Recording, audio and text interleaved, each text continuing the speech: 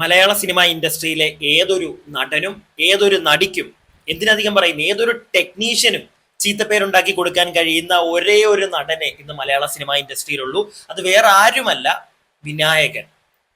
പല പ്രശ്നങ്ങൾ സിനിമ ഇൻഡസ്ട്രിയിലുള്ള പല ആളുകൾ ഉണ്ടാക്കി നിങ്ങൾ എല്ലാവരും കണ്ടിട്ടുണ്ട്. പക്ഷെ അതൊന്നും നമ്മളെ അഫക്റ്റ് ചെയ്യാറില്ല. അത് സിനിമ ഇൻഡസ്ട്രിയിൽ തന്നെ ഈ മയക്കുമരുന്ന് ഉപയോഗിക്കുന്നു, സ്ത്രീകളോട് മോശമായി പെരുമാറുന്നു, ഇങ്ങനെയുള്ള പല പരിപാടികൾ, ഹേമ കമ്മിറ്റി റിപ്പോർട്ടൊക്കെ വന്നതൊക്കെ നിങ്ങൾ അറിഞ്ഞതാണല്ലോ. പല മൂത്തു നരച്ച പല നടന്മാരുടെ പേരുകളും ഇവിടെ പുറത്തു വന്നിട്ടുണ്ടായിരുന്നു. സ്ത്രീകളോട് മോശമായി അവർ പെരുമാറുന്നു എന്ന് പറഞ്ഞു. പക്ഷെ അതൊന്നും നമ്മളെ അഫക്റ്റ് ചെയ്യുന്നില്ല. കാരണം നമ്മൾ സാധാരണക്കാരാണ്. നമ്മൾ ഒരാളെയും ഇതൊന്നും അഫക്റ്റ് ചെയ്യുന്ന കാര്യമല്ല. പക്ഷെ വിനായകൻ എന്ന് പറയുന്ന നടൻ കാരണം സാധാരണക്കാർക്ക് പ്രശ്നങ്ങളാണ്. വിനായകന്റെ വീടിന്റെ അടുത്ത് താമസിക്കാൻ പറ്റുന്നില്ല, വീടിന്റെ അടുത്തുള്ളവരെ തെറി പറയുക, ഇങ്ങനെയുള്ള കിൽസിത പരിപാടികളാണ് ഈ ഒരു വിനായകന്റെ ഇരിക്കുന്നത്. കുറച്ചു മുമ്പ് ഞാനൊരു വാർത്ത കണ്ടു, ഇതാ ഇവിടെ കാണിച്ചു തരാം.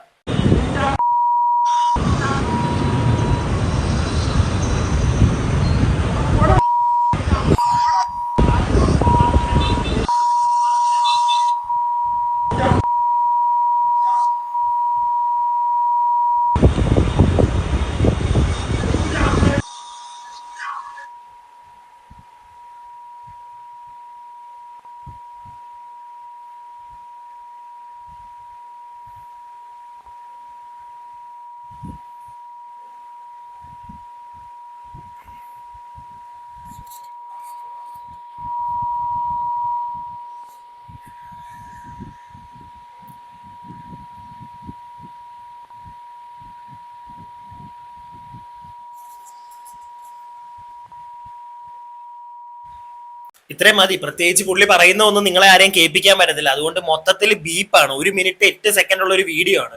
ഇതിനകത്ത് ഏകദേശം ഒരു 2 സെക്കൻഡ് പോലും, 1 സെക്കൻഡ് പോലും എങ്ങും ആ തുടക്കത്തിൽ മാത്രമേ ഉള്ളൂ ജസ്റ്റ് ഒന്ന് കേൾപ്പിക്കുന്നത്. ബാക്കി മൊത്തം ബീപ്പാണ്. കാരണം ബാക്കി മൊത്തം പച്ചത്തെറിയാണ് പുള്ളിയുടെ വായിന്ന് വരുന്നത്.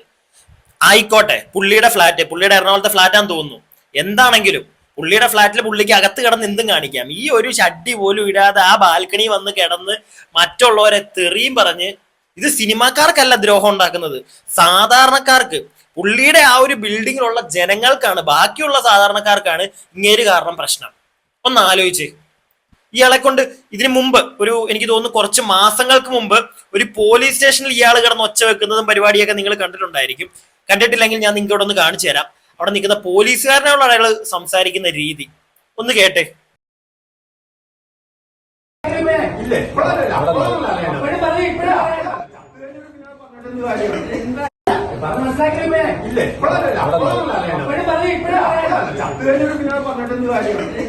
എന്നെ കുത്തിക്കൊന്നു കഴിഞ്ഞിട്ട് എന്ത് പറയാൻ? എന്നെ കുത്തി കഴിഞ്ഞിട്ട് എന്ത് കാര്യം? മരിച്ചു കഴിഞ്ഞിട്ട് നിങ്ങൾ പോലീസാന്ന് പറഞ്ഞിട്ട് എനിക്കെന്ത് കാര്യം? എനിക്കറിയേണ്ടത് എന്നെ കുത്തിക്കൊല്ലണതിന് മുമ്പ് ഞാൻ ആരാന്നുള്ളതാണ്. എന്നെ കുത്തിക്കൊല്ലണതിന് മുമ്പ് ഞാൻ ആരാണ്, ഈ കുത്തിക്കൊന്ന ആളാരാന്ന് എനിക്കറിയണം.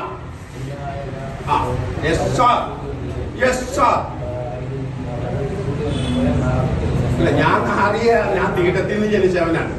ഞാൻ തീട്ടത്തിൽ നിന്ന പട്ടിയാണ്. എന്നെ ഉച്ചിട്ട് പേടിപ്പിക്കണ്ട. ഞാൻ തീട്ടത്തിൽ നിന്ന പട്ടിയാണ്, എന്നെ ഉച്ചിട്ട് പേടിപ്പിക്കല്ലേ. ഉച്ചിനല്ല പൂച്ചി, അതെ പുഷു. തീട്ടം നിങ്ങളെ പട്ടീനെ പുഷു പേടിപ്പിക്കല്ലേ. മതി, എനിക്കിത് കൂടുതൽ നിങ്ങളെ കേൾപ്പിക്കാൻ താല്പര്യമില്ല. പുള്ളിയുടെ വായിന്ന് വീഴുന്നതൊക്കെ നിങ്ങൾ കേട്ടല്ലോ. ഇത് കുറച്ച് മാസങ്ങൾക്ക് മുമ്പുള്ളതാണ്. ഇത് ഞാൻ ആദ്യമേ കാണിച്ച വീഡിയോ ക്ലിപ്പ് അത് ഇന്നത്തെയാണ്.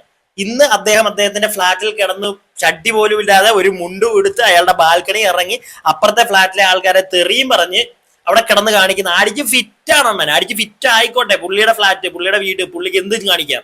പക്ഷെ എന്തിന് മറ്റുള്ളവരുടെ നെഞ്ചത്ത് കയറുന്നു? അത് പോട്ടെ. ഇതാ ഇപ്പൊ ഈ കാണിച്ച വീഡിയോയില് പോലീസ് സ്റ്റേഷനിൽ നിന്ന് പോലീസുകാരോടാണ് പറയുന്നത്, കുശു വിട്ട് പേടിപ്പിക്കല്ലേ, പട്ടിയുടെ തീട്ടം നിന്ന് വേണ്ട. ഞാൻ കൂടുതലൊന്നും പറയുന്നില്ല. ആയിരിക്കും ചേട്ടാ, വിനായകൻ ചേട്ടാ, നിങ്ങൾ പട്ടിയുടെ തീട്ടം നിന്നോ, നിങ്ങൾ വേറെ പലതും തിന്നായിരിക്കും ജീവിക്കുന്നത്. നിങ്ങൾ എന്തിനാണ് സാധാരണക്കാരനെ നെഞ്ചത്ത് പോയി കയറാൻ പോകുന്നത്? നിങ്ങൾക്ക് എന്തെങ്കിലും ഉണ്ടെങ്കിൽ അത് കൈ വെച്ചോണ്ട് വീട്ടിൽ ഇരിക്കുക. നിങ്ങളെ വീട്ടിൽ കിടന്ന് എന്താന്ന് വെച്ചാൽ കാണിക്കുക. എന്തിനീ റോട്ടി ഇറങ്ങി നെഞ്ചത്ത് കയറാൻ പോകുന്നു ഓരോ ആളുകളുടെ? ഒരു കാര്യമില്ല. എന്തിന്? നിങ്ങൾ മാത്രമുള്ളല്ലോ ഇത്രയും പ്രശ്നം പബ്ലിക്കിലേക്ക് ഇറങ്ങി ഇത്രയും പ്രശ്നം ഉണ്ടാക്കുന്നത്. വേറെ ഒരു നടനും ഇങ്ങനെ പബ്ലിക്കിലേക്ക് ഇറങ്ങി ഇത്രയും തോന്നിവാസം കാണിക്കുന്നത് കണ്ടിട്ടില്ല. പ്രോപ്പറായിട്ട് ഇയാൾക്കെതിരെ നിയമ നടപടി സ്വീകരിക്കണം. ഇയാൾക്ക് പ്രോപ്പറായിട്ട് ഒരു നിയമ നടപടിയും സ്വീകരിക്കാത്തതുകൊണ്ടാണ് ഇയാൾ ഇപ്പോഴും പിന്നെയും ഓരോ പ്രശ്നങ്ങൾ ഉണ്ടാക്കി ഈ സമൂഹത്തിലേക്ക് ഇങ്ങനെ ഇറങ്ങുന്നത്. പ്രോപ്പറായിട്ട് ഇയാൾക്കെതിരെ എന്താന്ന് വെച്ച് കഴിഞ്ഞാൽ ചെയ്യണം. ഇനിയിപ്പോ ആ ഫ്ലാറ്റിലുള്ള ആളുകളൊക്കെ ഇയാൾക്കെതിരെ കംപ്ലൈന്റ് കൊടുക്കുമെന്ന് അറിയത്തില്ല. ഞാൻ ആദ്യമേ കാണിച്ച ഒരു ക്ലിപ്പ് മാത്രമേ പുറത്തു വന്നിട്ടുള്ളൂ. അതിന്റെ പുറത്ത് ഇദ്ദേഹത്തിനെതിരെ കേസൊന്നും കൊടുത്തതായിട്ട് അറിഞ്ഞിട്ടില്ല. പോലീസ് സ്വമേധയാണെങ്കിലും കേസ് എടുക്കണം ഇയാൾക്കെതിരെ. സ്വമേധയാ മാത്രം എടുക്കേണ്ട കാര്യമില്ല, ആ ഫ്ലാറ്റിൽ താമസിക്കുന്ന ആളുകളും കൂടെ ഒന്ന് പരാതി കൊടുത്താൽ മതി. കാരണം നിങ്ങളാണ് അവിടെ താമസിക്കുന്നത്. ഇങ്ങനൊന്നും കേട്ട് കിടക്കേണ്ട കാര്യമൊന്നുമില്ല. ഇയാൾ സിനിമാക്കാരനാണെന്നും പറഞ്ഞ് അല്ലെ കുറെ കാശുണ്ടെന്നും പറഞ്ഞ്. കാശൊക്കെ കാണും, നല്ല രീതിയിൽ കാശ് കാണും. പക്ഷെ അതിന്റെ കുന്തളിപ്പ് ഇങ്ങനല്ല കാണിക്കേണ്ടത്. ഇനിയും ഒരു മാസങ്ങൾക്ക് മുമ്പ് ഗോവയിൽ ഇയാൾ കാണിച്ച ഒരു പരിപാടിയുണ്ട്. ഇതൊക്കെ കുറച്ച് വൈറലായ സാധനങ്ങളാണ്, എന്നാൽ അതും കൂടെ ഞാൻ നിങ്ങൾക്ക് ഒന്ന് കാണിച്ചു തരാം. Hello hello